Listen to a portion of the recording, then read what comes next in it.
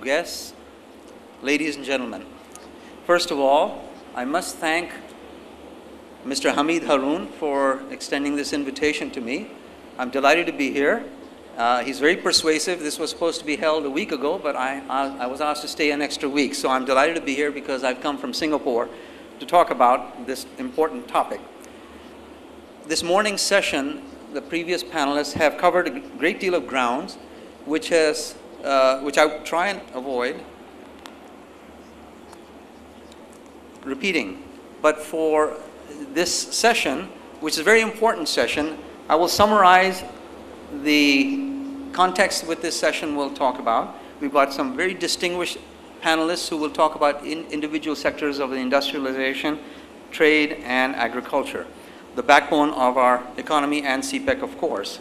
First of all, let me just preface my comments by saying that some of the comments I will make, I have made last year. I was invited, honored to be invited as a keynote speaker at President Xi Jinping's annual conference last year in May, which had 30+ heads of state that included our Prime Minister on the sidelines, where the governor of the Central Bank of China was also one of the keynote speakers, along with myself and the president of Inter-America Development Bank out of Washington.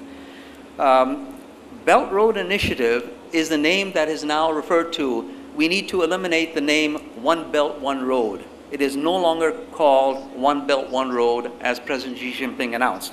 So please refer to all these measures as Belt Road Initiative now. The Belt Road Initiative is a large project of in excess of $2 trillion, where CPEC represents about 2% of that particular effort.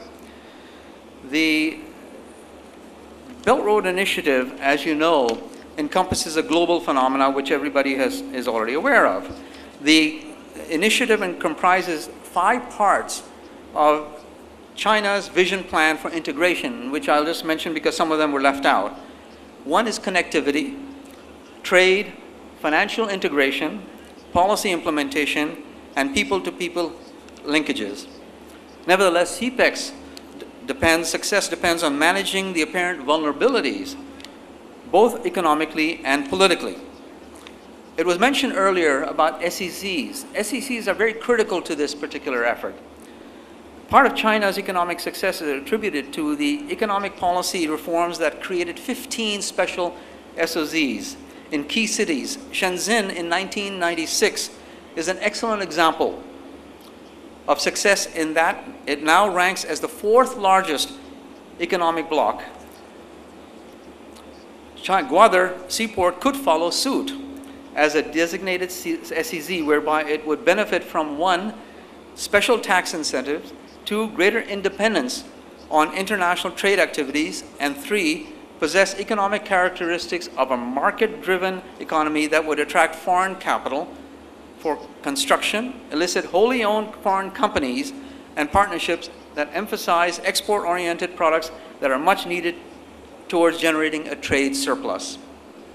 SEZs in Chinese are listed in national planning, but have provincial authority on economic administration. SEZs also have local government legislation authority, with exports and FDI impacted positively as the pace of liberalization supports faster economic growth.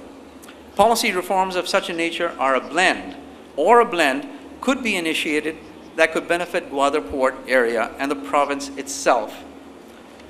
Now, I'm not going to talk too much right now about the specifics of the sectors that they will be talking about, because the area of industrial sector is very critical. It talked about this morning. The power sector is critical. Anyone mentioned earlier, but it impairs 3% of our global GDP rates. Agriculture is critical. 23%, 22% of our GDP and 45% of our workforce. The trade account, the deficit currently, we need to take corrective measures, and these are some of the things that will be talked about as we move forward. Urbanization problems will be surfacing, and they're very, very critical as to how the urbanization matters will be managed as a result of the demographic changes that will take place from agriculture as we move forward. Keep in mind, BRI is a very, very large project which comprises 65 countries that make up 65% of the world population, 1/3 of the world's GDP, 40% of the global trade, and 1/4 of all goods and services the world provides. Before I go further, because the time is very short, I don't want to take the thunder from the speakers. Let me first of all introduce our first speaker, who will talk about the macroeconomic and the general perspective of the planning division's objectives for CPEC. And that's Mr. Musharraf Siddiqui from the Ministry of Planning. You have the option of coming over here or sitting over there to speak. Thank you.